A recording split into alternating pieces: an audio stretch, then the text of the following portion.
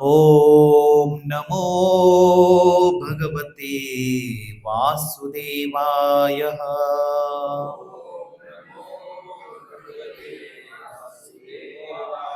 नारायणं नमस्कृत्यं नरं चैव नरोत्तमं देवीं सरस्वतीं व्यासं ततो जयमुदीरये। नष्टप्रायेष्व अभद्रेषु नित्यं भागवत सेवया भगवतीर उत्तम श्लोके भक्तिर्भवति नैष्टिकी। कृष्णाय वासुदेवाय देवकी नंदनाय च नंदगोपकुमाराय गोविंदाय नमो नमः। ॐ ज्ञानतिमिरन्धस्य ज्ञानाञ्जनशलाकया चक्षुरुन्मिलितं येन तस्मै श्रीगुरवे नमः। श्रीचैतन्यमनोभीष्टं स्थापितं येन भूतले स्वयं रूपः कदा मह्यं ददाति स्वपदान्तिकम्। वन्दे अहं श्रीगुरोः श्रीयुतपदकमलं श्रीगुरून् वैष्णवांच श्रीरूपं साग्रजातं सहगण रघुनाथान्वितं तं सजीवं साद्वैतं सावधूतं परिजनसहितं कृष्ण चैतन्यदेवं श्रीराधा कृष्णपादान् सहगण ललिता श्री विशाखान्वितां च।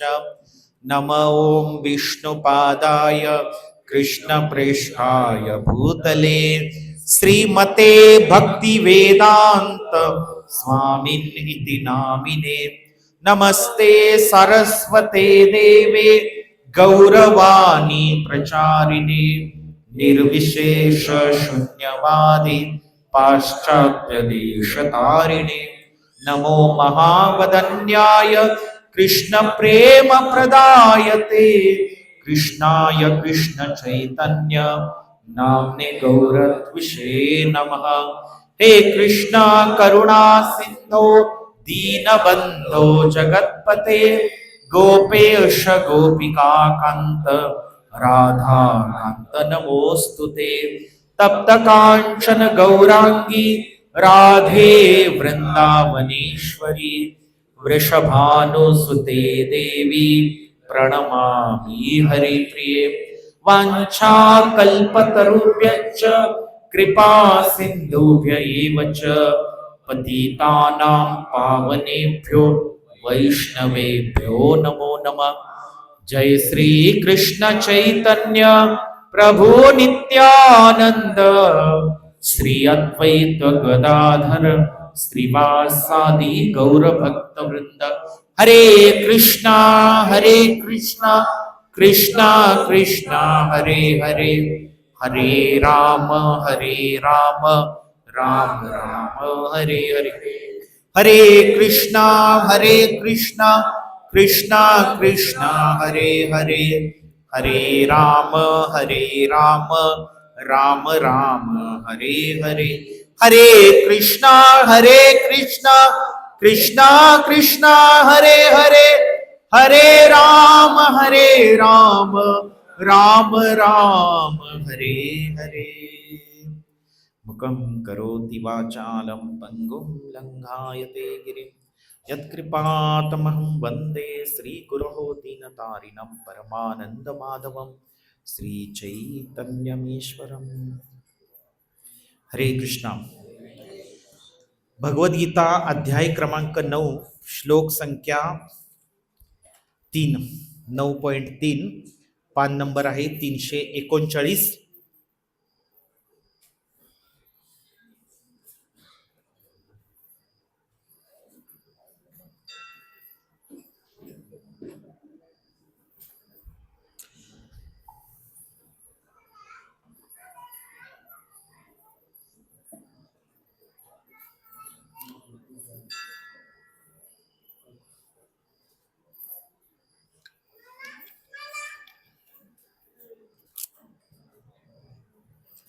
अश्रद्धधानः पुरुषः धर्मस्यास्य परन्तप अप्राप्य मां निवर्तन्ते मृत्यु संसार वर्त्मनि अश्रद्धधानः पुरुषः धर्मस्यास्य परन्तप अप्राप्य मां निवर्तन्ते मृत्यु संसार वर्त्मनि अश्रद्धधानः पुरुषः धर्मस्यास्य परन्तप अप्राप्य मां निवर्तन्ते मृत्यू संसार वर्त्मनि. कोण म्हणते? अश्रद्धधानः पुरुषा धर्मस्यास्य परन्तप प्राप्य मां निवर्तन्ते मृत्यु संसार वर्त्मनि. अश्रद्धधानः पुरुषा धर्मस्यास्य परन्तप अप्राप्य मां निवर्तन्ते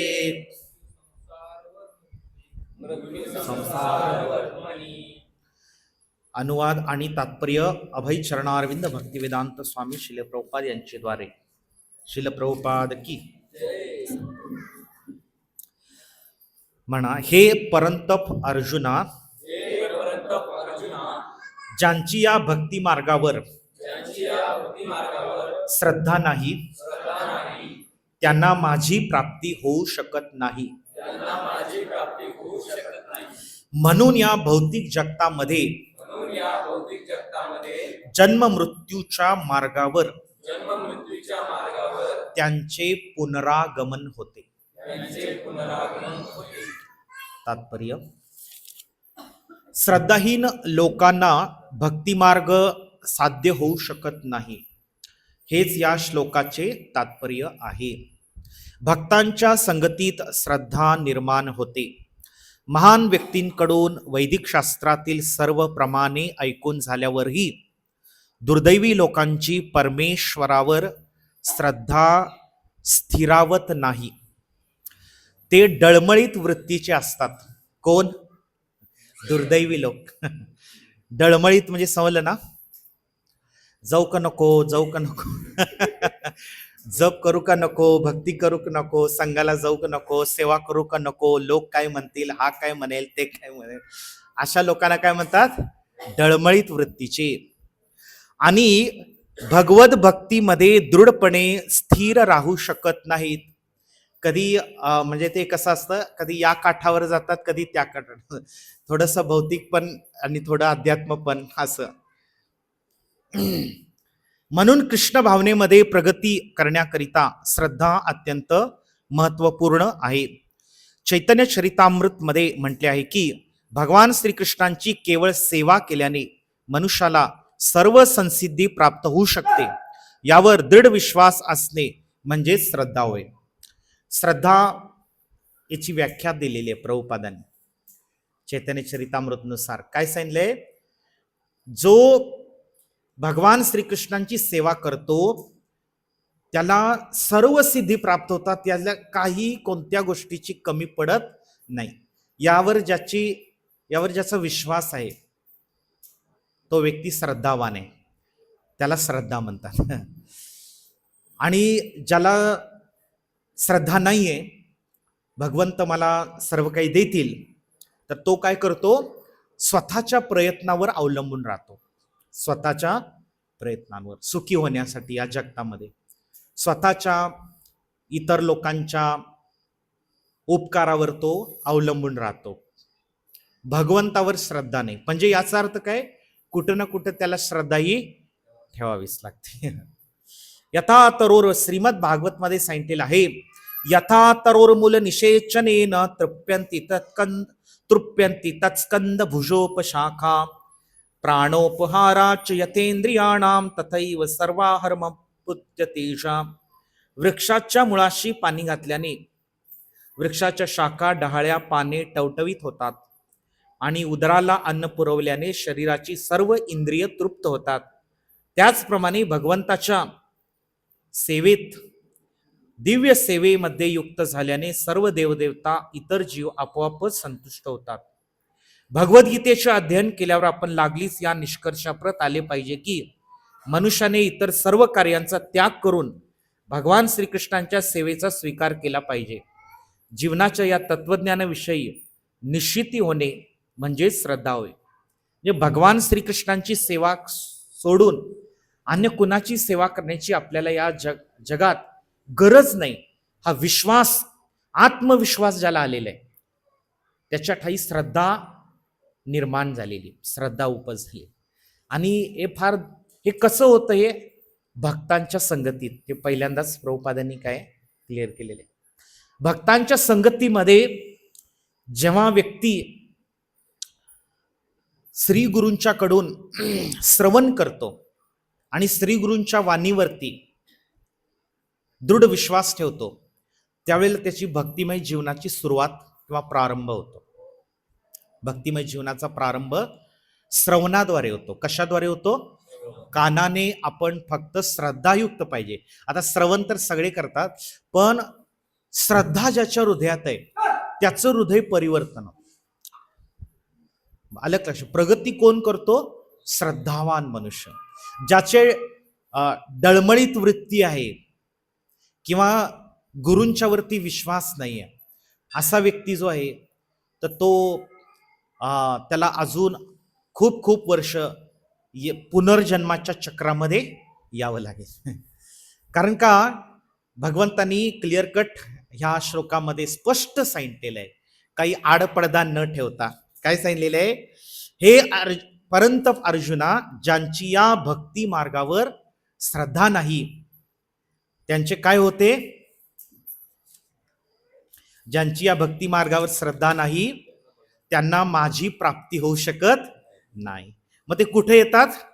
मृत्यू संसार वर्तमनी, जन्म मृत्यूच्या मार्गावर त्यांचे पुनरागमन होते. याच्यामध्ये काही शंका नाहीये, भगवंतांनी डायरेक्ट सांगितलेलं आहे का नाही? म्हणून गुरु, हरिगुरु, वैष्णव यांचा आश्रय घेऊन मनुष्याने आध्यात्मिक प्रगती करण्यामध्ये स्वतःला संलग्न केलं पाहिजे. आपल्या जीवनात ते व्हिजन पाहिजे. प्रत्येक माणसाचं या जगात व्हिजन असतं. व्हिजन.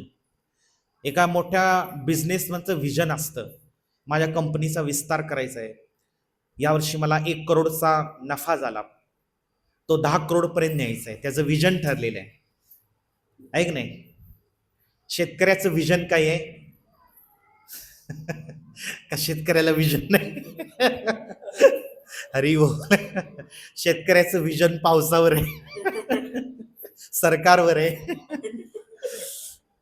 तर माणसाचा व्यवसाय कुठलाही असो, प्रत्येक माणसाचं एकच व्हिजन असलं पाहिजे. भगवद्गीतानुसार काय व्हिजन असलं पाहिजे? मला भगवत प्राप्ती करायची याच जन्मामध्ये. काय करायचे? भगवत प्राप्ती. बाकी सर्व व्हिजन जे ते दुय्यम आहेत. ती झाली, प्राप्त झाली, नाही झाली, त्याचा काही विषय. कारण हे सर्व काही मृत्यू पर्यंतच ती विजन आहे. एकदा मृत्यू झाल्यावर ते विजनला काय करायचं आहे? प्राप्त झालं तरी त्याचा उपयोग नाही, नाही झालं तरी काय उपयोग. पण जे विजन हयात असताना प्राप्त करायचं आहे ते म्हणजे भगवान श्रीकृष्णांची कृपा प्राप्त करायची. भगवंतांची कृपा, श्री गुरु, हरिगुरु, वैष्णवांची कृपा प्राप्त करायची. ते कृपाधन आपल्या सोबत येणार आहे. बाकी मृत्यू संसार वर्तमनी, अन्य लोक सगळ्या पुनर्जन्माच्या चक्रामध्ये पुन्हा पुन्हा येत राहणार, पुन्हा पुन्हा जात राहणार. म्हणून आध्यात्मिक गुरु हे त्या जहाजाच्या, आपल्या मनुष्य जीवनरूपी जहाजाचे कॅप्टन आहेत, कर्णधार आहेत. भागवतमच्या 11व्या स्कंदात श्लोक आहे की मनुष्य जीवनाची तुलना, मानवी देहाची तुलना जहाजाशी करण्यात आलेली आहे. कोण बसले का जहाजात? हा, त्या जहाजाला एक कॅप्टन असतो. तो दिशा दाखवत असतो, कारण त्याला सगळं नॉलेज असतं. दिशा, अंतर आणि समुद्रातलं सगळं शास्त्र, कुठं धोके आहेत, काय आहेत, सगळं माहिती असतं. त्याच्यावर डिपेंड आहे ती पूर्णपणे जहाजाचा प्रवास. गुरु कर्णधारम.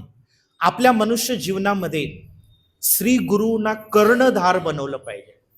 कर्णधार म्हणजे जसं एखाद्या क्रिकेट टीमचा कर्णधार असतो, कॅप्टन असतो. क्रिकेट टीम खेळलाय कोणी क्रिकेट? कॅप्टन असतो का नाही? तर सगळेजण काय करतात? कॅप्टन सांगेल तसं तसं श्री गुरु आपल्या जीवनाचे कॅप्टन आहे. आणि त्यांनी सांगितलेल्या निर्देशानुसार आपण जीवन जगलो तर निश्चितपणे आपली जीवनरूपी नौका भवसागर पार करून वैकुंठापर्यंत जाईल. बोला हरे कृष्णा कृष्णा कृष्णा हरे हरे, हरे राम राम राम हरे हरे. म्हणून काही भक्तांचा असा अनुरोध होता की आपले सतीश प्रभूंची आज काल काल का परवा दिवशी दशमीच्या दिवशी हरिनाम दीक्षा झाली. तर दीक्षा म्हणजे काय आणि दीक्षेसंबंधी मार्गदर्शन नवीन भक्तांना हवं आहे. तर श्रील प्रभुपाद असं म्हणतात की श्रीमद भागवतातला एक श्लोक आहे 11व्या स्कंदातला, तो प्रभुपाद पुन्हा पुन्हा त्यांच्या प्रवचनात उच्चारण करतात. आपणही उच्चारण करू.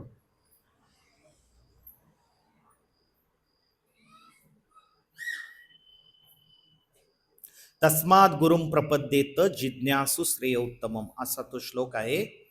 11व्या स्कंदात भगवान श्रीकृष्ण उद्धवाला सांगत आहेत. काय म्हणतायत पहा, म्हणा तस्माद गुरुम प्रपद्येत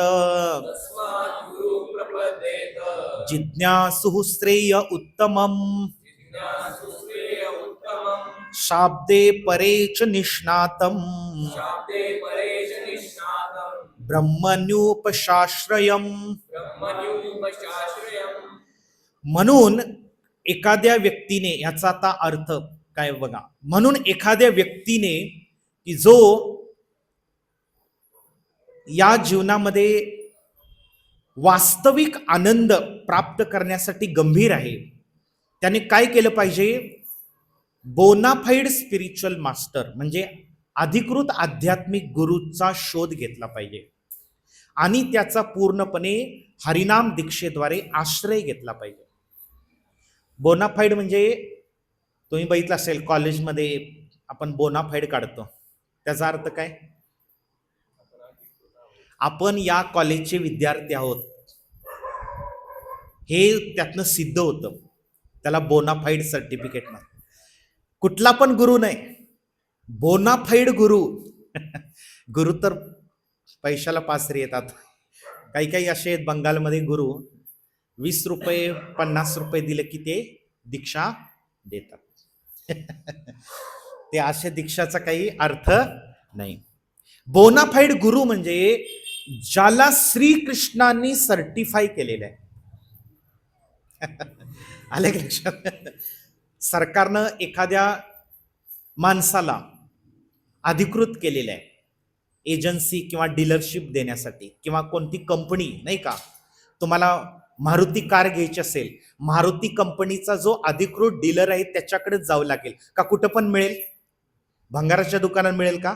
नाही. अधिकृत डीलर आहे त्याच्याकडे गेल्यावर तुम्हाला त्या कंपनीची कार मिळेल. तसं श्रीकृष्णांनी अधिकृत केलेल्या गुरुकडून हरिनाम दीक्षा घेतल्यावर तुम्हाला ते महामंत्राची शक्ती प्राप्त होईल आणि त्या परंपरेशी जोडल्यावर आध्यात्मिक जगताचा मार्ग तुमचा प्रशस्त होईल. आणि अशा गुरुची पात्रता काय आहे? त्याने सर्व शास्त्रांचा सार जाणलेला असला पाहिजे. सर्व शास्त्रांचा निष्णात या शब्दाचा अर्थ समजतो ना? निष्णात पाहिजे, सगळ्या शास्त्रांचा निचोड काय आहे, ना की अर्धवट ज्ञानी आहेत, काहीतरी आपलं थोडं वाचलंय, थोडं इकडचं वाचलंय, थोडं तिकडचं वाचल्याने लागले प्रवचन द्यायला. तसे गुरु नाही करू शकत. असे महान आत्मे जे आहेत ज्यांनी पूर्ण पुरुषोत्तम भगवंताचा आश्रय घेतलेला आहे, जे स्वतः शुद्ध भक्त आहेत भगवंताचे, अशा गुरूंचा आश्रय घेऊन कोणत्याही भौतिक उपाध्या बाजूला ठेवून अशा व्यक्तीने ज्याने भगवंताचा आश्रय घेतलेला आहे, शुद्ध भक्त आहे, जो निष्णात आहे, अशा व्यक्तीला गुरु केलं पाहिजे. म्हणजे त्याचा जात धर्म नाही पाहिली पाहिजे, हे भागवत मध्ये सांगितलेलं आहे.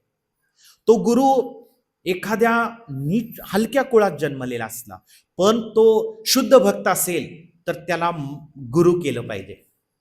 म्हणून दक्षिण भारतामध्ये कांचीपूर्ण, आता आठवलं मला म्हणून सांगतो, कांचीपुरम म्हणून भगवान वरदराज यांचं फार मोठं दिव्य स्थान आहे.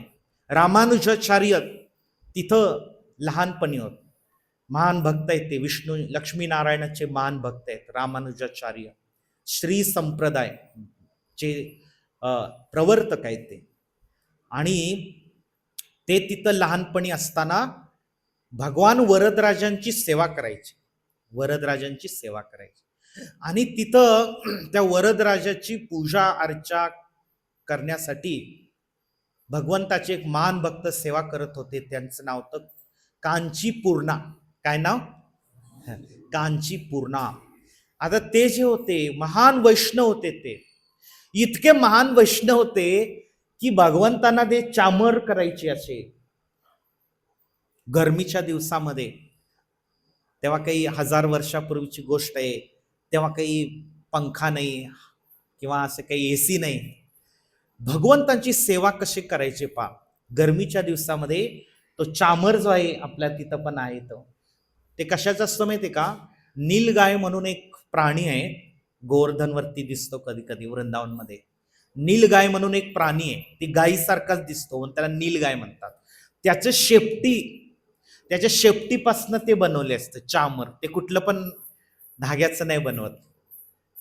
आणि त्यानं भगवंताला ते काय करायचे, पाण्यात भिजून वारा घालायचे भगवंत तासन तास. आणि भगवंतांना वारा घालत असताना भगवंत त्यांच्याशी बोलायचे, भगवंत त्यांच्याशी बोलायचे. म्हणून अजून एक श्लोक येतो की प्रभुपाद सांगतात की जो प्राण प्रतिष्ठापना झालेल्या मंदिरातल्या विग्रहांना पाषाण समजतो, आध्यात्मिक गुरूंना साधारण मनुष्य समजतो, अशा व्यक्ती जिताची नरकवासी आहे. म्हणजे जिवंतपणी तो नरकातच आहे. भगवंताच्या विग्रहांना पाषाण मूर्ती समजू नये, आध्यात्मिक गुरूंना साधारण व्यक्ती समजू नये. तर हे कांचीपूर्णा जे आहेत, गावातले सगळे लोक त्यांच्याकडे यायचे आपल्या समस्या घेऊन आणि म्हणायचे माझी समस्या आहे, भगवंतांना सांगा. भगवंत त्याचे उत्तर द्यायचे, त्या समस्येचं समाधान काय आहे, हा असाच आहे, त्या माणसाला जाऊन सांग, तू हे कर. आणि कांचीपूर्णा त्याला सांगायचे भगवंताने आज मला हे सांगितलं, तू ते कर, तुझं काम होऊन जाईल. तर सांगायचं तात्पर्य काय आहे, ते एवढे महान भक्त होते पण जन्म त्यांचा हलक्या कुळातला होता. रामानुजाचार्य ब्राह्मण परिवारातले होते आणि रामानुजाचार्यांना माहित होतं की ही व्यक्ती किती महान वैष्णव आहे, किती श्रेष्ठ आहे. साक्षात भगवंत त्यांच्याशी बोलतात सेवा करताना. रामानुजाचार्य त्यांना सारखं मागं लागले होते, मला दीक्षा द्या, मला दीक्षा द्या. ते लाजायचे, अरे मी हलक्या कुळातला व्यक्ती आहे, तुम्ही ब्राह्मण आहात, मी नाही दीक्षा देऊ शकत, मी तुमचा गुरु कसं काय बनणार? वर्णाश्रम व्यवस्थेनुसार मी तुम्हाला गुरु मानलं पाहिजे. पण रामानुजाचार्यांना माहित होतं की हे किती ग्रेट पर्सनॅलिटी आहे, किती महान व्यक्तिमत्व आहे. कारण वैष्णवाचं जात पात धर्म पाहायचा नसतो, कारण ती नारकीय बुद्धी आहे. म्हणून या ठिकाणी प्रभुपाद काय सांगतात या श्लोकामध्ये, भगवान कृष्ण उद्धवाला सांगतात, काय सांगतात, तस्मात म्हणजे म्हणून अशा आध्यात्मिक गुरुला हरिनाम दीक्षेद्वारे त्यांची शरण, त्यांचा आश्रय ग्रहण केला पाहिजे.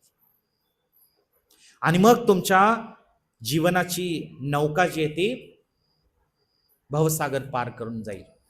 कारण का दीक्षेच्या वेळेला नक्की काय होतं, भगवान चैतन्य महाप्रभू सांगतात. भगवान चैतन्य चरितामृतला मधला एक असा हे आहे की चैतन्य चरितामृतमध्ये अंत्य लीलेमध्ये भगवंताची एक अशी कथा येते. लीला सनातन गोस्वामी भगवंतांचे जे गुरु आहेत, षड गोस्वामी पैकी एक आहे. तर त्यांनी जगन्नाथपुरीला जात असताना एक ठिकाणी कुठल्या तरी विहिरीतलं पाणी प्यायले आणि ते पाणी प्यायल्यामुळं काय झालं की त्यांच्या अंगाला सगळे फोड उठले, इतके फोड उठले दूषित पाणी पिल्यामुळं. त्यांना इतकं यातना होत होत्या.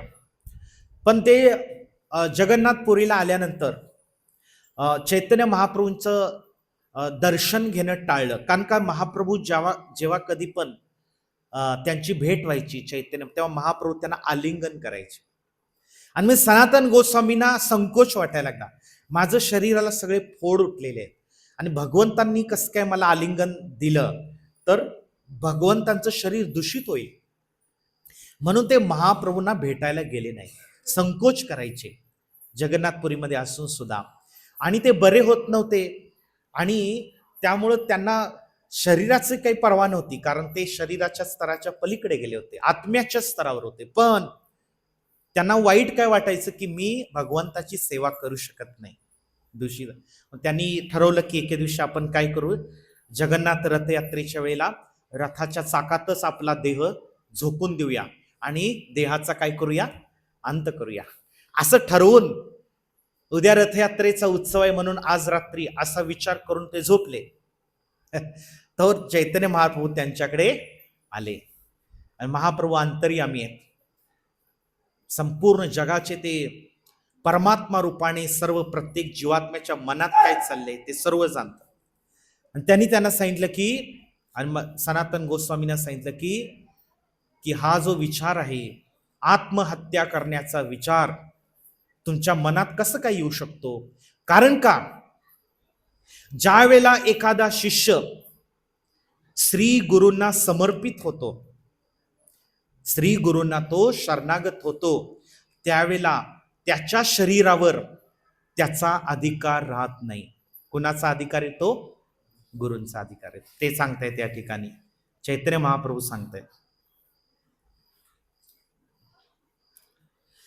दीक्षा काले भक्त करे आत्मसमर्पण, म्हणा दीक्षा काले भक्त करे आत्मसमर्पण, सेई काले कृष्ण तारे करे आत्मसम. तर याचा अर्थ असा आहे की दीक्षा घेतेवेळी जेव्हा भक्त श्री गुरूंना आत्मसमर्पण करतो, काया वाचा मनाने शरणागत होतो, त्यावेळेला भगवान श्रीकृष्ण त्याचा कसा स्वीकार करतात, आत्मसम, स्वतःप्रमाणे स्वीकार करतात. प्रत्येक व्यक्ती कसा स्वतः, सगळ्यात जास्त व्यक्ती कोणावर प्रेम करतो, आपल्या स्वतःवर प्रेम करतो, बरोबर आहे की नाही. प्रत्येक व्यक्ती आपल्या स्वतःवर जितका प्रेम करतो तेवढा तो इतर कोणावर करू शकत नाही. म्हणून इथं असं उपमा दिले, भगवान कृष्ण त्याचा स्वतःसारखा स्वीकार करतात. म्हणजे भगवान श्रीकृष्ण आत्मवत नाही का, इतकं त्याला प्रेम करतात, इतकं त्याला जवळ करतात की जसं एखादा व्यक्ती स्वतःवर प्रेम करतो तसं त्या भक्तावर भगवंत प्रेम करतात.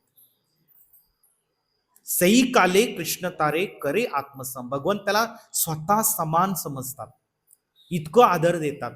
कधी ज्यावेळेला श्री गुरूंना समर्पित होतो एखादा भक्त, एवढं महत्व आहे त्याचं. म्हणून दीक्षा घेणं म्हणजे काही उगाच आपलं भौतिक लाभ प्राप्त करण्यासाठी, काहीतरी आपलं संसारातल्या अडीअडचणी दूर करण्यासाठी असं नाही आहे. भौतिक हाचा काही विषय नाही आहे. तर भौतिक जे काही आपला संसार आहे त्याचा इथं काही विषय नाही. हा आत्मसाक्षात्काराचा, आत्मोद्धाराचा विषय आहे. हा आत्मा आणि परमात्म्याच्या जोडण्याचा विषय आहे. आणि गुरु अशा हरिनाम दीक्षेद्वारे त्या शिष्याची जबाबदारी घेत असतात. कसली जबाबदारी, त्याला हा संसार सागर पार करून देण्याची जबाबदारी आहे. जसं तुम्ही मगाशी उदाहरण दिलं, तुम्ही एखाद्या जहाजात जाऊन बसला तर जहाज सुरक्षितपणे पार करून नेण्याची जबाबदारी त्या कॅप्टनची असते. तो कॅप्टन त्याची जबाबदारी घेतो. तसं आध्यात्मिक गुरु शिष्याची जबाबदारी घेतात. कारण का आध्यात्मिक गुरु भगवंताचे प्रतिनिधी म्हणून या जगामध्ये अवतरित झाले असतात. भगवंताचे ते डायरेक्ट प्रतिनिधी आहेत. जसं मागच्या प्रकृतीचे नियम ग्रंथामध्ये सुद्धा प्रश्न होता, आध्यात्मिक गुरु या जगामध्ये राजदूत म्हणून असतात. राजदूत भगवंताचे. जसं या जगामध्ये पण भारत देशाचे राजदूत अन्य देशामध्ये असतात, माहितीये तुम्हाला. अमेरिकेमध्ये असतं, सगळ्या देशामध्ये. आणि ते राजदूत त्यांना तिथं जी पॉवर असते, त्यांचा जो शब्द असतो ते भारत सरकारचा शब्द असतो तो. म्हणून त्या देशामध्ये त्या राजदूताचा सन्मान कसा करतात, जसं डायरेक्ट भारताचा प्रधानमंत्री गेल्यावर जसा सन्मान होतो तसं त्या राजदूताचा सन्मान असतो. कारण तो त्या सरकारचा काय असतो, तो प्रतिनिधी असतो. तसं आध्यात्मिक गुरु त्यांचा आदर सन्मान साक्षात भगवंता समान करायचा आहे. साक्षात हरित्वेन समस्त शास्त्रैर. रोज सकाळी गुरु अष्टकम मध्ये आपण गातो मंगल आरतीला, त्यात हा श्लोक आहे गुरु अष्टकम मध्ये. साक्षात हरित्वेन समस्त शास्त्रैर उक्तस्तथा भाव्यत एव सद्वीर किंतु प्रभोर्य प्रिय एव तस्य वंदे गुरोः श्री चरणारविंदम. साक्षात हरीप्रमाणे त्यांची सेवा, त्यांची पूजा, त्यांची अर्चना केली पाहिजे. त्यांना दंडवत प्रणाम केला पाहिजे, त्यांचा आदर सन्मान केला पाहिजे. का तर भगवान कृष्ण अनेक गुरुच्या माध्यमातून या जगात प्रकट होतात. एक असतात ते पथप्रदर्शक गुरु. पथप्रदर्शक गुरु म्हणजे जे भक्तीचा मार्ग आपल्याला दाखवतात. चल रे बाबा, तिथं सत्संग चालू आहे, जरा 4 शब्द ऐकून येऊया. मग तो आला व्यक्ती. हा मार्ग कोणी दाखवला, तो झाला कोण, पथप्रदर्शक गुरु. आपल्यापैकी सगळे असं चालू आपण, नाही का नाही, का मनानं आलो आपण. कोण तर म्हणलं आपल्याला. जसं मी पुण्यामध्ये होतो, मी एका कंपनीत जॉब करत होतो आणि मी ज्या खोलीमध्ये राहत होतो, बॅचलर लोक होते सगळे. आणि तिथे एक भक्त सत्संगाला जात होते. ते मला आग्रह करत होते, चला सत्संग असतो बघूया. बघूया म्हणलं काय सत्संग आहे, भानगड आहे, काय सांगतात ते लोक. तसं त्याला काय म्हणतात, पथप्रदर्शक. पण तो त्याच्या पुढं जास्त काही मार्गदर्शन करू शकत नाही. त्याच्या पुढे शिक्षा गुरु येतो. शिक्षा गुरु म्हणजे तो बोट धरून चालवतो. म्हणजे जसं एक लहान मूल आहे, उभा राहायला शिकलं, ठीक आहे, पण चालू शकत नाही लगेच. मग पाऊल टाकण्यासाठी त्याला कुणाच्या तरी आधाराची गरज असते. मग ते लहान मूल जे त्याच्या हातात काय करतं, कोणीतरी बोट देतं. मग ते त्या आधारानं एक एक पाऊल काय करतं, पुढे. तर शिक्षा गुरु त्याला, त्या भक्ताला आध्यात्मिक ज्ञान देतात, गीता भागवताचं तत्व सिद्धांत सांगतात आणि भक्तिमय सेवा कशी करावीचं ट्रेनिंग देतात. तिलक कसा लावावा, जप कसा करावा, भक्तीची विविध अंग, दंडवत प्रणाम कसा करावा, ट्रेनिंग शिक्षा गुरु. आणि दीक्षा गुरु काय करतात, दीक्षा गुरु त्याचा भवसागर पार करून नेण्याची जबाबदारी घेतात. प्रोव्हाइडेड त्यांनी फक्त काय केलं पाहिजे, काया वाचा मनाने तो शरणागत व्हायला पाहिजे. श्री गुरुना तो शरणागत व्हायला. म्हणजे काय करतात ते गुरु, शिक्षा गुरु त्या शिष्याचं पाप कर्म घेत नाही, पण दीक्षा गुरु त्या शिष्याचं सगळं पाप कर्म घेतात. कसं घेतात, कारण ती पावर त्यांना भगवंतानी दिलेली आहे. भगवंतानी काय केलेली आहे, दिलेली आहे ती पावर. बरोबर आहे की नाही. जसं सरकारच्या प्रतिनिधीला पावर दिलेली आहे, हे अनुदान घे आणि या गावातल्या लोकांना वाट. अनुदान कोणाचं आहे? सरकारचं आहे. पण ती जी वाटणारी व्यक्ती आहे ते अनुदान कुणाला देणार? कुणाला देणार? आ? असंच नाही देणार कुणाला. कोण बघणार माझा कोण आहे, माझ्या कामाचा कोण आहे, मला कोण मानतो? तसं आध्यात्मिक गुरु पाहतात सरकारप्रती कोण अनुकूल आहे का सरकारला उठून रोज शिव्या देतोय. अनुदान त्याला म्हण तू लांबो, तुला नियम लय येत, नियम अटी लय येत, तू लांबो. आणि जर एखादा काही त्याची पात्रता नाही अनुदान घेण्याची, पण सरकारचा फार समर्थक आहे, रोज सरकार की जय, सरकार ये अनुदानसाठी तू पाहतेस, असं आहे.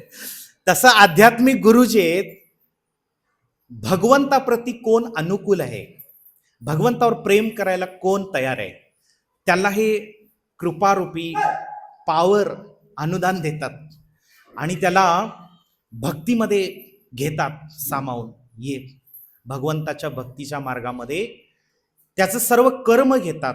भले त्याचं कर्म जे आहे पाप कर्म आपण आजवर केलेलं आहे, ते काय करतात? दीक्षा गुरु त्याचं सर्व कर्म घेतात आणि त्याला पाप मुक्त करतात.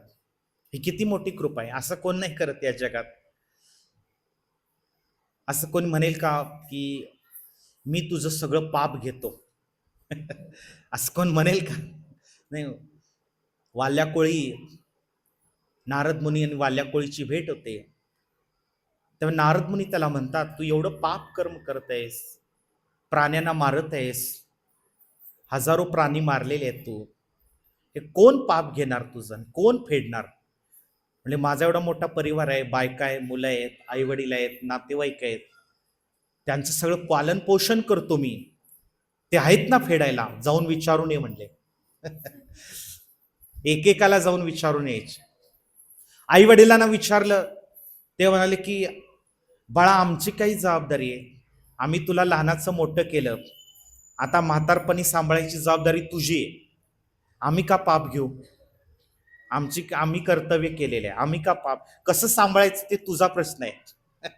तू चांगल्या प्रकारे धनार्जन कर, नाही तर पाप कर्म करून कर, तो तुझा प्रश्न आहे, आम्ही काय घेणार नाही. नारद मुनी म्हणाले बायकोला विचारून ये. बायको म्हणाली की लग्न केलं त्यावेळेला माझी जबाबदारी तुमची होत, पालन पोषण कसं करायचं ते तुमचा प्रश्न आहे, तो माझा नाही आहे, मी माझं काम करते, मी तुमचं पाप नाही घेऊ शकत. परत निराश होऊन आले. नारद मुनी म्हणाले आता मुलांना विचारून ये. मुलं म्हणाली की पप्पा तुमचं तुम्ही आम्हाला जन्माला घातलेलं आहे, ते काय पाप कर्म करायला घ्यायला ते तुमचा प्रश्न आहे कसं पालन पोषण करायचं, कारण तुम्ही आम्हाला जन्माला घातलेलं आहे, आम्ही तुम्हाला सांगितलं ना आम्हाला जन्माला घाल. अशा प्रकारे नारद मुनीने त्याला जाणीव करून दिली. हे गुरुचं काम आहे ऍक्च्युली. गुरु काय करतात? ज्ञानचक्षु उघडतात. अज्ञानाच्या अंधकारामध्ये ज्ञानचक्षु जागृत करतात त्याला आणि त्याला जाणीव करून देतात की तू किती या भ्रमामध्येस आहे ना, तू भ्रमामध्येस. जागृत करतात गुरु. गुरु काय करतात? जागृत. झोपलेला आहे गाढ जीवात्मा मायेच्या कुशीत, त्याला जाऊन हलवून जाग करतात आणि म्हणतात की उठ आता, आणखी किती काळ झोपणार. आणि हे गुरूंचं फार मोठे ऋण आहे शिष्यावरती, कारण आध्यात्मिक गुरु त्याची जबाबदारी घेतात भगवंताच्या धामात नेण्यासाठी. म्हणून आणि चौथे गुरु भगवानच आहेत, कृष्ण चैत्य गुरु परमात्मा रूपाने. 4 गुरु सांगितले मी तुम्हाला. एक पथप्रदर्शक गुरु, दुसरे शिक्षा गुरु, तिसरे दीक्षा गुरु आणि चौथे कोण? चैत्य. चैत्य गुरु कसे काम करतात बरं? मनुष्य ज्या वेळेला, ते सगळ्यांचेच गुरु आहेत, अभक्त असो भक्त असो, कारण ते प्रत्येकाच्या हृदयात आहे. आणि परमात्मा रूपाने गोंधळलेल्या जीवात्म्याला जिज्ञासू होतो. म्हणून इथं त्या श्लोकात म्हणले जिज्ञासू श्रेय उत्तमम. जिज्ञासू व्यक्तीला परमात्मा प्रॉपर ठिकाणी घेऊन येतात, प्रॉपर ठिकाणी. भगवंताला माहिती आहे की आता हा जिज्ञासू झालेला आहे, आता हा माझी भक्ती करण्यास थोडा पात्र आहे, थोडा माझ्यामध्ये इंटरेस्ट घ्यायला लागलाय. भगवंत त्या काय करतात, त्याला आतून बुद्धी देतात, मार्गदर्शन करतात, की उचित सत्संगामध्ये जाण्यासाठी बुद्धी देतात. भगवंत गाईड करतात चैत्य गुरुच्या माध्यमातून. अशा प्रकारे भगवंतच चैत्य गुरु रूपात जे आतमध्ये तेच बाह्यता दीक्षा गुरुच्या रूपात आहे. म्हणून ह्या आध्यात्मिक गुरूंच्या चरणांची 3 वेळा साष्टांग दंडवत प्रणाम करून दिवसातून पूजा केली पाहिजे. असेल ध्यायंस्तु वंस्तस्य यशस्त्री संध्यम वंदे गुरो श्री चरणारविंदम. त्यांच्या चरणांचं ध्यान केलं पाहिजे, त्यांच्या चरणांना 3 वेळा वंदन केलं पाहिजे. म्हणून इस्कॉन मंदिरामध्ये सकाळी 8 वाजता गुरुपूजा होते. सगळ्या मंदिरांमध्ये श्रील प्रभुपादांची आरती होते, कारण ते विश्व गुरु आहेत, शिक्षा जगाचे शिक्षा गुरु आहेत. आणि त्याने अशा श्री गुरूंच्या सगळ्या शिष्यांना आश्रय प्राप्त व्हावा. मग नरोत्तम दास ठाकूरांनी फार सुंदर गुरु आश्रय भजन लिहिलेले. त्यात ते काय म्हणतात की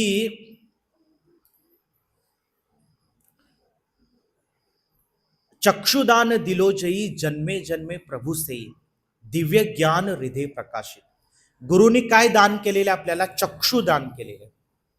या जगामध्ये चांगलं काय वाईट काय, आपल्या हिताचं काय आपल्या अहिताचं काय, आपल्या कल्याणासाठी काय योग्य आणि काय अयोग्य आहे, विवेक बुद्धी कोण देतं? आध्यात्मिक गुरु देत. हे विवेक बुद्धी फार महत्वाचं. जीवनाचा आपल्या सगळ्यात जवळचा सोबती आपली बुद्धी आहे, आणि बुद्धी देण्याचं काम श्री गुरूंच्यामुळे. श्री गुरु बुद्धी देतात, आपल्याला चक्षुदान देतात. कारण का माया काय आहे आणि कृष्ण काय आहे हा डायरेक्ट भेद करू शकतो जीवात्मा गुरूंच्या कृपेमुळं. आणि अनेक अनेक संकटापासून त्याचं रक्षण होतं केवळ त्या चक्षुदान दिल्यामुळं. अनेक संकटातून तो वाचतो. कारण या जगात सगळे लोक जे दुःख भोगत आहे ते अज्ञानामुळे भोगत आहे, दुसरं काही कारण नाही. पाप का कर्म करते? अज्ञानामुळे पाप कर्म करते. गुरु डायरेक्ट त्याला दृष्टी प्रदान करतात, बघ तुझं हित कशात आहे आणि तू आजवर पाप केल्यामुळे तुझी अवस्था काय झालेली आहे. याला म्हणतात चक्षुदान दिलो जई जन्मे जन्मे प्रभू सेई. अशा गुरूंचं जन्मोजन्मी त्यांची सेवा केली पाहिजे. दिव्य ज्ञान हृदय प्रकाशित. त्यांनी दिलेल्या दिव्य ज्ञान माझं हृदय प्रकाशित झालेलं आहे. प्रेम भक्ती ज्या आहे ते अविद्या विनाश जाते. ते प्रेम भक्ती प्रदान करतात. कोण? गुरु. का तर त्यांचा अधिकार आहे भगवंतावर. भगवंतावर अधिकार आहे.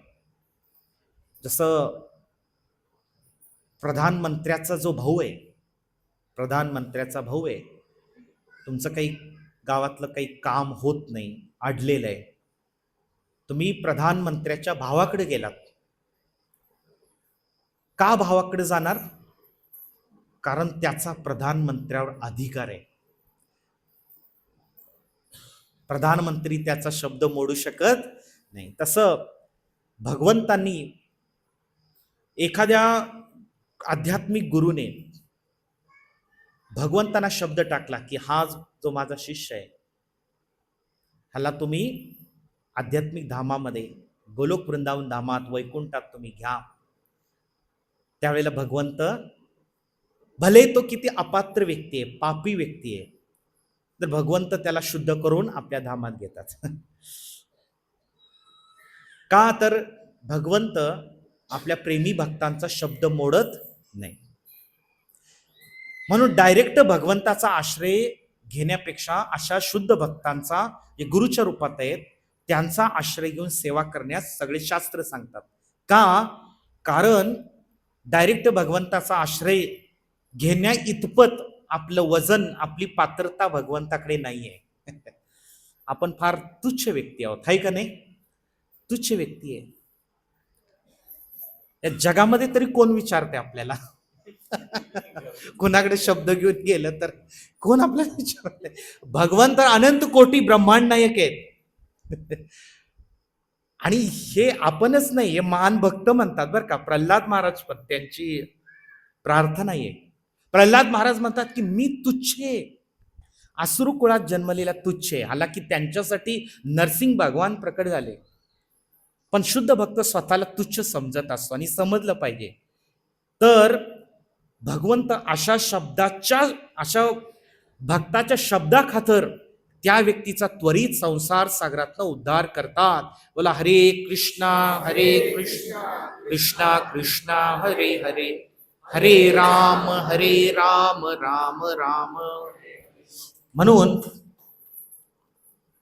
दीक्षाकाले भक्त करे आत्मसमर्पण. श्रीकृष्ण जेव्हा पाहतात की हा प्रामाणिकपणे गुरुचा आश्रय घेत आहेत, तेव्हा भगवंत काय करतात, फार प्रसन्न होतात त्या आत्म्यावर आणि त्याला स्वतः समान समजतात. तो व्यक्ती वैकुंठात गेल्यातच जमाय. कारण फक्त काय आहे की त्या आध्यात्मिक गुरुला त्याने त्याच्या आदेशांना चिकटून राहिलं पाहिजे, दृढपणे सोडलं नाही मध्ये. म्हणजे एखादा व्यक्ती जहाजात बसलाय तर जोपर्यंत किनारा येत नाही तोपर्यंत त्यानं उतरलं नाही पाहिजे मध्ये. त्याचा विश्वास डळमळीत झाला आणि त्याने उडी टाकली की तो संसार सागरात बुडाला. म्हणून इथं म्हणले डळमळीत वृत्तीच्या लोकांचं काम नाही आध्यात्मिक मार्गावर. जाऊ का नको, करू का नको.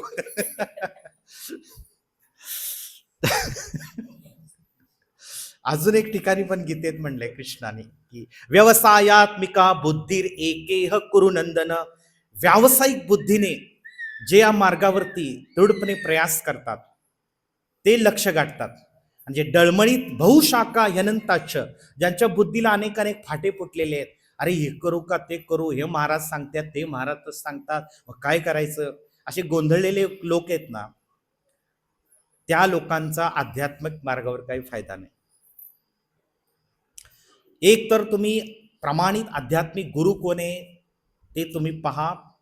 खात्री झाल्यावर त्या गुरुला तन मन धन काया वाचा मनाने शरणागत व्हा. पुन्हा विचार करू नका हे बरोबर आहे का, मी मार्गावर हे करतोय ते बरोबर आहे का, तशी शंका नका ठेवू. म्हणून आधीच श्रवण करून, त्या गुरूंकडून प्रॉपर श्रवण करून तुमची श्रद्धा फिक्स करा आणि अशा गुरूंना मग तुम्ही दृढपणे सेवेत युक्त राहिलात, ते गुरु तुमची जबाबदारी घेतात भवसागर पार करणे. आणि भले तो शिष्य काही कारणास्तव त्याचं पतन झालं, मायेच्या प्रभावामुळं पतन झालं, पुन्हा भौतिक सुख संसारात गुरफटून गेला, भक्ती भगवंत सगळं विसरून गेला, तरी पण ते गुरु जेव्हा जितक्या वेळात त्या शिष्याचा जन्म होईल तेव्हा ते गुरु पुन्हा जन्म घेतात त्याचा उद्धार करण्यासाठी. किती मोठी गोष्ट आहे पहा. आणि असे लाईव्ह एक्झाम्पल आहेत, एक भक्ती सिद्धांत सरस्वती ठाकूर श्रील प्रभुपादांचे गुरु आहेत, त्यांची एक लीला आहे अशी, आता आठवली म्हणून सांगतो. ब्रह्मदेश, म्यानमार म्हणून तो ब्रह्मदेश आहे, भारताच्या शेजारचा देश आहे, तिथं पण प्रचारायला जायचे ते. आणि तिथं एक शिष्य त्यांनी दीक्षा दिली आणि दीक्षा दिल्यानंतर तो भक्ती सोडून गेला तो.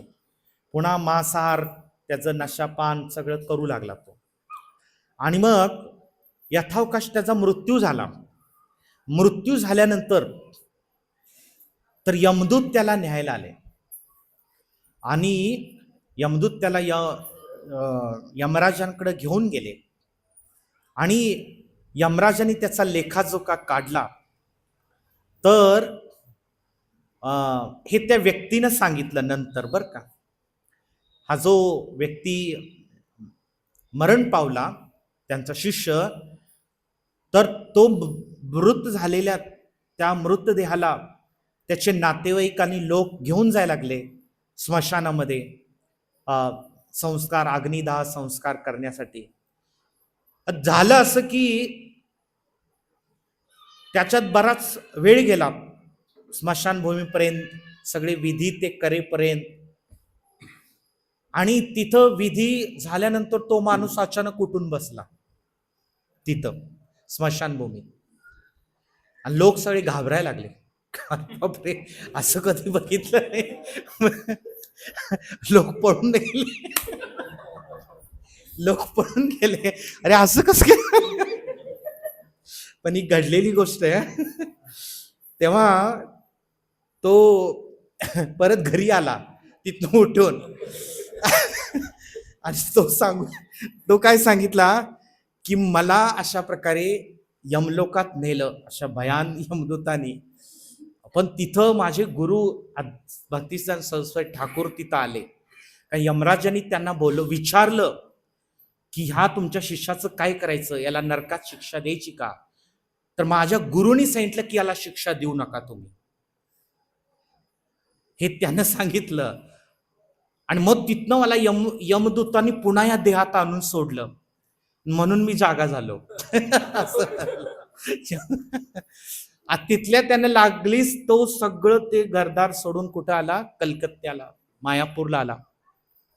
आणि आपल्या गुरूंना तो शरण गेला, मला क्षमा करा, मी पुन्हा कधी तुमच्या चरणाचा आश्रय सोडणार नाही. तुम्ही इतके शक्तिशाली आहात की माझ्यासाठी तुम्ही यमलोकापर्यंत आलात आणि यमराजांकडे माझ्यासाठी तुम्ही शब्द टाकलात. भले मी इतका मी नालायक व्यक्ती आहे की मी तुमचा आश्रय सोडून दीक्षा घेऊन मी पुन्हा पापकर्म करायला लागलो, पण तुम्ही मला सोडलं नाही आणि भयानक नरकापासून माझं रक्षण केलं. मला तुम्ही पुन्हा पुनर्जन्म दिला आणि आता मी उर्वरित आयुष्य भगवंताची एकनिष्ठपणे भक्ती करून तुमच्या आदेशानुसार तुमच्या चरणाचा आश्रय घेऊन भगवत धामात जाण्यासाठी प्रयत्न करेन. हरे कृष्णा कृष्णा कृष्णा हरे हरे, हरे राम राम राम हरे. तर श्री गुरूंची व्यास पूजा असते वर्षातनं एकदा, त्यांच्या जन्मदिवशी. तर भक्तिसिद्धांत सरस्वती ठाकूरांची जी व्यासपूजा असायची, त्या व्यासपूजेमध्ये ही कथा मी ऐकली होती. त्यांच्या व्यासपूजेला त्यांच्या शिष्याने ही कथा सांगितली होती की गुरु हे सरस्वती ठाकूर किती शक्तिशाली गुरु होते. आणि प्रभुपादांनी स्वतः त्यांच्या जीवनात सांगितलेलं आहे. त्यांना जेव्हा 3रा हार्ट अटॅक आला होता युरोपात असताना, रात्रभर तळमळत होते ते, आणि आता त्यांना असं वाटलं की आता काही माझं पृथ्वीवरचं कार्य संपलेलं आहे. ते रात्रभर तळमळत होते ते, आणि त्यावेळेला ते शिष्यांना सांगत होते की थोडं स्वयंपाकघरात जाऊन हिंग थोडं उगाळून आणा किंवा माझ्या कपाळावर लेप द्या, असंही यातना होत होत्या त्यांना. पण दुसऱ्या दिवशी प्रभुपाद जेव्हा जागे झाले आणि तेव्हा ते एकदम फ्रेश झाले होते, आणि त्यांना शिष्यांनी विचारलं की रात्री तुम्हाला फार त्रास झाला प्रभुपाद? तर प्रभुपाद म्हणाले, हो, रात्री मी मृत्यूच्या दारातच होतो, पण माझे आध्यात्मिक गुरु इतके शक्तिशाली आहेत की त्यांनी मला त्या दारातून परत आणलं. ते स्वतः लीलामृतमध्ये त्यांनी स्वतः त्यांचं वर्णन आहे तसं प्रभुपादांनी सांगितले. तर आध्यात्मिक गुरु जे आहेत, आणि माझे आध्यात्मिक गुरु, त्यांचा पण एक मला किस्सा आठवला आता, ते पण सांगतो. माझे आध्यात्मिक गुरु जयपताक स्वामी महाराज, तर पुण्यामध्ये एक भक्त होते, आणि त्यांच्याही व्यासपूजेला मी हे कथा ऐकली होती. तर पुण्यामध्ये एक भक्त होते, आणि ते भक्तीमध्ये नवीन नवीन होते, जप करत होते, पण इतके गंभीर नव्हते, अजून दीक्षा नव्हती. असंच भक्तांच्या यात्रेसोबत ते मायापूरला गेले. भक्त लोक म्हणाले, अरे चल चल, यात्रा चांगली असते, धामदर्शन. गेले हे पण. पण तिथं गेल्यानंतर महाराजांच्या त्यांना सेवा करण्याची संधी मिळाली. कसं काय माहिती नाही. महाराजांचं दर्शन झालं, थोडीफार सेवा केली आणि महाराजांनी त्यांची विचारपूस केली. तू कुठे राहतो, तू काय करतो? मी पुण्यात आहे, मी असं जॉब करतो आणि मंदिरात जात असतो. महाराजांनी ती विचारलं की तू दीक्षा कधी घेणार आहे? तर ते म्हणाले की अजून माझा काही तसा विचार नाही आहे. मग असं ते विचारपूस झाल्यानंतर परत आले. परत आल्यानंतर झालं असं की काही दिवसानंतर त्यांना एक स्वप्न पडलं. स्वप्न पडलं म्हणण्यापेक्षा खरोखर ती घटना घडलेली आहे. तर सकाळी एकदा उठून ते नेहमीप्रमाणे उठून जॉबला जात होते. त्यांच्या पुण्यामध्ये घरातून उठून सकाळी 7-8 वाजता गाडीवरनं मोटरसायकल घेऊन ते निघाले आणि निघाल्यानंतर एक ठिकाणी त्यांचा जोरात ॲक्सिडेंट झाला गाडीचा. आणि गाडीचा ॲक्सिडेंट झाला तर ते खाली पडले आणि त्यांना फारसं काही लागलं नव्हतं. पण त्या धक्क्यातनं ते सावरले. थोडा वेळ त्यांना काही कळालं नाही, ते जोरात पडले होते. पण नंतर त्यांना असं जाणवलं की मी मृत्यूच्या दारातनं परत आलेलो आहे. कसं काय जाणवलं? कारण त्यावेळी त्यांना आठवलं झटकन की त्यांना पहाटे स्वप्न पडलं होतं आणि त्या स्वप्नामध्ये बरोबर त्याच ठिकाणी त्यांचा ॲक्सिडेंट झाला होता. आणि ॲक्सिडेंट झाल्यावरती यमदूत त्यांना न्यायला आले होते आणि यमदूत त्यांना घेऊन गेले. आणि यमदूत अशा इतक्या अंधकार प्रदेशात नेत होते त्यांना, ते भयंकर ओरडत होते, मला नेऊ नका, मला नेऊ नका. ते घाबरले होते. आणि तिथं पाठीमागं जोरात आवाज आला, स्टॉप स्टॉप असं जोरात आवाज आला. ते यमदूतांनी पाठीमागं बघितलं तर ते यांनी पण बघितलं तर ते होते जयपताक स्वामी महाराज. ते म्हणते हरी बोल. तर महाराज त्या यमदूतांना कडक स्वरात म्हणाले, यू कॅनॉट टेक हिम. इंग्लिशमध्ये म्हणाले, तुम्ही आत्म्याला घेऊन जाऊ शकत नाही यमलोकामध्ये. आणि ते यमदूतांनी सोडून दिलं आणि त्यांचं स्वप्न संपलं.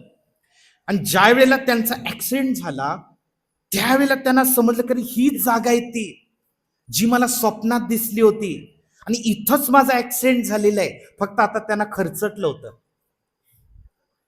फक्त काय झालं होतं? खरचटलं होतं, फारसं लागलं नव्हतं. मग लोक आली, त्यांना पाणी बिणे दिलं. काय झालं लोक म्हणाले. पण त्यांना साक्षात्कार झाला की माझ्या गुरूंनी आज माझं रक्षण केलेलं आहे, त्यांच्यामुळं आज माझा मृत्यू टळलेला आहे.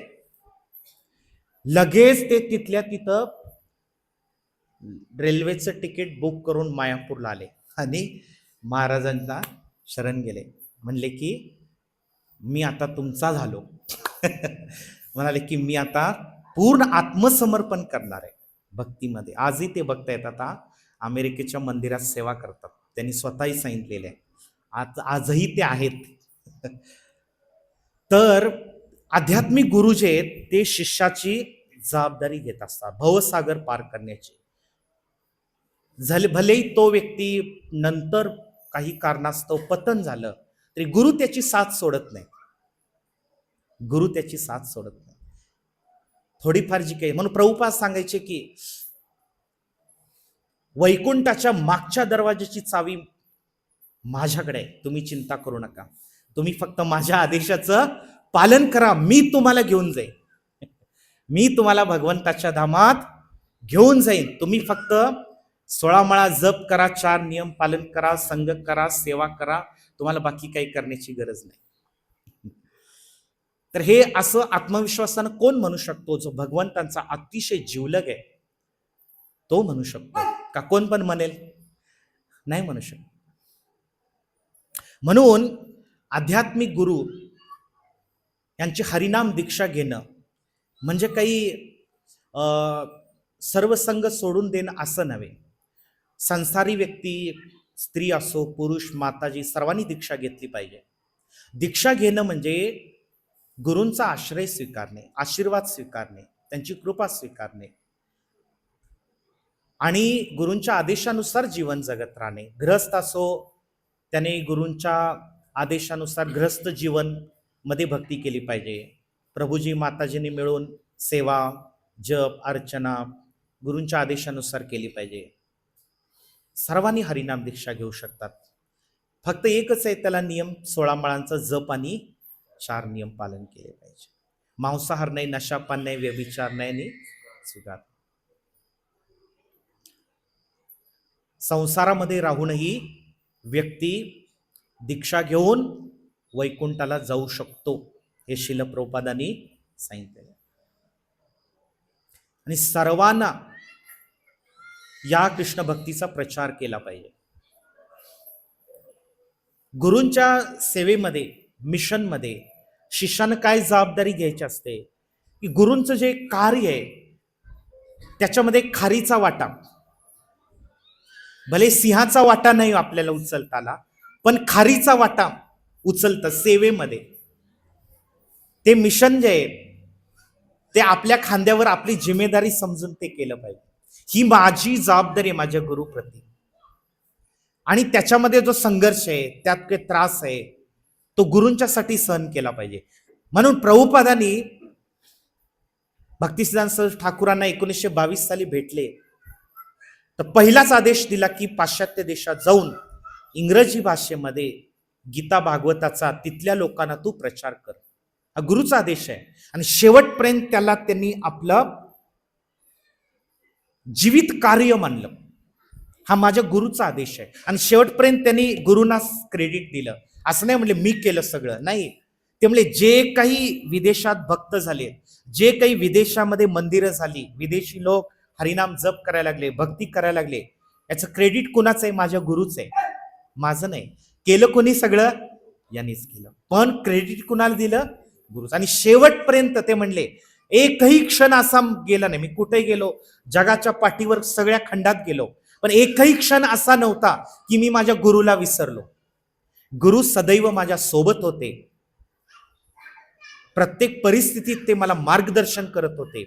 हे गुरु शिष्याचं नातं आहे की गुरु आध्यात्मिक जगात गेल्यानंतर सुद्धा ते शिष्याला मार्गदर्शन करत राहतात. कारण हे दिव्य संबंध आहे, तो भौतिक संबंध नाहीये. म्हणून श्री गुरूंचा आश्रय घेणं हे भगवान कृष्ण उद्धवाला सांगतायत, त्याचं किती महत्व आहे. म्हणून स्वतः भगवंत चैतन्य महाप्रभू आले तेव्हा महाप्रभूने असं नाही की सगळ्यांना दीक्षा दिल्या. महाप्रभू सांगायचे की तू याच्याकडून दीक्षा घे. तू गुरु नरोत्तम दास ठाकूरांना चैतन्य महाप्रभूंनी स्वप्नात जाऊन सांगितलं की तू लोकनाथ स्वामी महाराजांकडून, लोकनाथ गोस्वामी वृंदावनात होऊन गेले 500 वर्षापूर्वी महाप्रभूंच्या काळात, सांगितलं की त्यांच्याकडून तू दीक्षा घे, त्यांच्याकडून दीक्षा घे. मग आता काय झालं, हे लोकनाथ गोस्वामी जे तर ते शिष्य स्वीकारत नव्हते. ते म्हणले मी नाही शिष्य स्वीकारत. ते म्हणले मला भगवंतानी आदेश दिलाय तुमच्याकडून दीक्षा घ्यायची. ते म्हणले मी दीक्षा देत नाही काय. मग आता त्यांनी जिद्द नाही सोडली. ते काय करायचे, ते तिथंच जवळपास राहायचे, जिथं गुरु आश्रमात वृंदावनमध्ये जायचे, खादिरवनमध्ये त्याच्या जवळपास राहायचे आणि गुपचूपपणे त्यांची सेवा करायची. ते जिथं प्रातःविधी करायला जायचे ती जागा साफ करायचे 2 वर्ष. आणि हे इतक्या मोठ्या घराण्यातले होते, करोडपती घराण्यातले होते ते, पण गुरुची एवढी तुच्छ सेवा करायची. 2 वर्षानंतर मग त्यांचे गुरु संतुष्ट झाले आणि त्यांना दीक्षा दिली. आणि भक्तिसिद्धांत सरस्वती ठाकूर त्यांना त्यांच्या वडिलांनी सांगितलं की गौर किशोरदास बाबाजी महाराजांकडून तुम्ही दीक्षा घ्या. त्यावेळेस ते गेले त्यांच्याकडे, म्हणले मला दीक्षा द्या बाबाजी महाराज. त्या म्हणले की आता नाही, बघू पुढं, मी भगवंतांना आधी विचारतो, कारण मी पण दीक्षा देत नाही कोणाला. भगवंतांना विचार, राधाराणींना विचारतो. राधाराणीने होकार दिला तर मी देतो दीक्षा. असं एकदा झालं, मग पुन्हा आले. तुम्ही राधाराणीला विचारलं का? नाही नाही नाही, विसरलोच मी, भजनात इतका मग्न होतो. बघू बघू, मी विचारतो. असं 2दा झालं, 3दा झालं, 5 वेळा, 10 वेळा, 17 वेळा झालं. प्रत्येक वेळा त्यांनी टाळलं दीक्षा देण्यासाठी. बघू म्हणले पुढं, बघू बघू.